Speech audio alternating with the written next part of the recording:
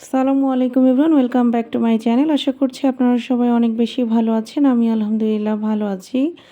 গত ব্লগে আপনাদেরকে দেখিয়েছিলাম যে ঢাকা সিটির মধ্যে সবথেকে বড় বেস্ট বাইয়ের আউটলেট হয়েছে ধানমন্ডিতে।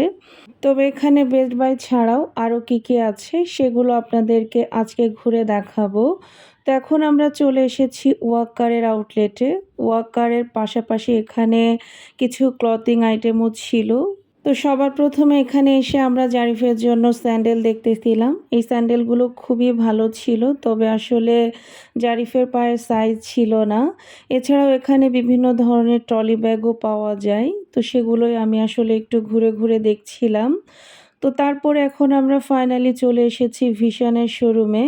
তো ভিশনে এসে আমার কাছে খুবই ভালো লাগতেছিল, মনে হচ্ছিল সব কিছু অনেক সুন্দরভাবে সাজানো গোছানো রয়েছে, বিশেষ করে ফ্রিজের সেকশনটা। আসলে ইলেকট্রনিক্স আইটেমগুলো দেখতে অনেক বেশি ভালো লাগে। ফ্রিজ, টিভি এগুলো খুব সুন্দরভাবে এগুলো কিন্তু ডিসপ্লে করা থাকে।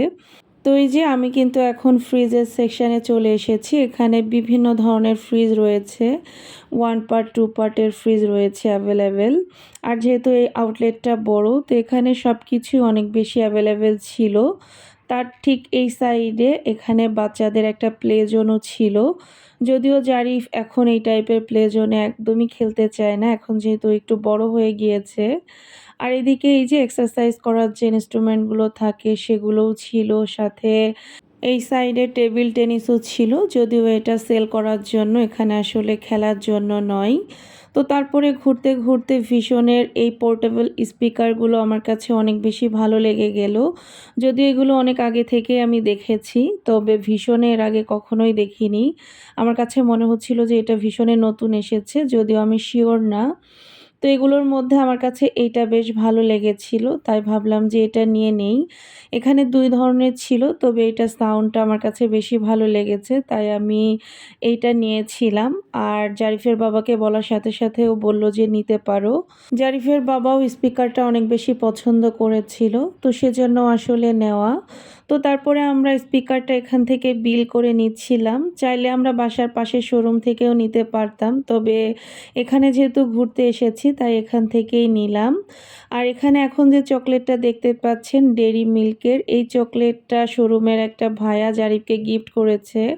অনেক নিষেধ করা সত্ত্বেও সে শোনেনি। এখানে আসার পরে আসলে জারিফ তার কয়েকটা আঙ্কেলের কাছ থেকে এই ধরনের গিফট পেয়েছে, আর সে তো চকলেট পাইলে মহা খুশি হয়ে যায়।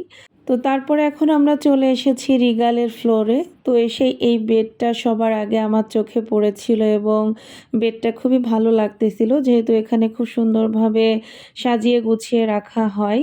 তারপরে এদিকে বেডের সাইডে একটু বড় সাইজের খুব সুন্দর একটা ল্যাম্প ছিল। এই টাইপের ল্যাম্প আমার কাছে অনেক ভালো লাগে, তবে আমার বাসায় আসলে খুব একটা স্পেস নাই, ওই জন্য আর কেনা হয় না। এদিকে অনেক সুন্দর সুন্দর বেডশিট, কুশন এগুলোও ছিল। আরও অনেক অনেক শোপিসও ছিল। সব কিছু আসলে একটা ভিডিওতে দেখানো কোনোভাবেই পসিবল না। তো এখানে আবার তৈবুর ভাইয়া জারিফকে আবার একটা আইসক্রিম কিনে দিয়েছে। তৈবুর ভাইয়াকে আমরা আসলে আগে থেকেই চিনি, জারিফও চিনে, কারণ ভাইয়া আগে আফতাবনগরে ছিল। তারপরে আরও একটা ভাইয়া জারিফকে ড্রিঙ্কও কিনে দিয়েছিল। তো জারিফ তো আজকে মহা খুশি এত এত গিফট পেয়ে। তো তারপরে ওখানে ঘোরাঘুরি শেষ করে এখন আমরা যাচ্ছিলাম আরও একটা জায়গায়, এবং আজকে আমরা কোথায় যাচ্ছি সেটা আপনারা নেক্সট ভিডিওতে দেখতে পারবেন ইনশাআল্লাহ। তো আমার আজকের ভিডিওটা আপনাদের কাছে কেমন লেগেছে অবশ্যই কিন্তু কমেন্ট করে জানাতে ভুলবেন না। আজকের ভিডিওটা এই পর্যন্তই। সবাই ভালো থাকবেন, সুস্থ থাকবেন, আমাদের জন্য দোয়া করবেন। আল্লাহ হাফেজ।